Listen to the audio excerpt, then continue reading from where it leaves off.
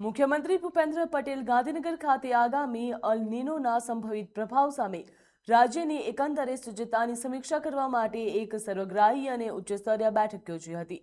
આ બેઠકમાં કૃષિ મંત્રી જીતુ વાઘાણીએ તેમજ કૃષિ સિંચાઈ, પાણી પુરવઠા, નર્મદા, વન અને મહેસૂલ વિભાગના વરિષ્ઠ અધિકારીઓ પણ ઉપસ્થિત રહ્યા હતા।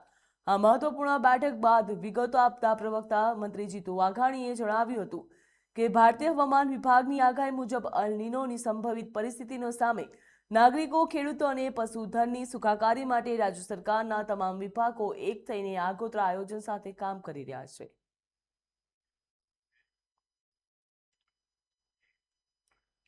રાજ્યપાલ આચાર્ય દેવવ્રત અને મુખ્યમંત્રી ભૂપેન્દ્ર પટેલ આદિજાતિ ગામોમાં ગ્રામજનો સાથે રાત્રિ સભા, પ્રાકૃતિક ખેતી, પરિસંવાદ અને સામૂહિક ગ્રામ સફાઈ તેમજ એક પેડ માં કે નામના 3.0 અન્વયે જનભાગીદારીથી વૃક્ષારોપણ કાર્યક્રમ માટે નવસારી જિલ્લાના આદિજાતિ ગામ આછણી પહોંચ્યા હતા અને પાણી તેમજ ખડકની મુલાકાતે વંદે ભારત ટ્રેન દ્વારા નવસારી સુધીની સફર કરી હતી।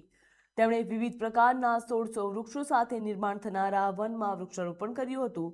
તો રાજ્યપાલ અને મુખ્યમંત્રી પાણી ખડક ગામમાં ગ્રામજનો સાથે સામૂહિક ગ્રામ સફાઈમાં પણ સહભાગી થયા હતા।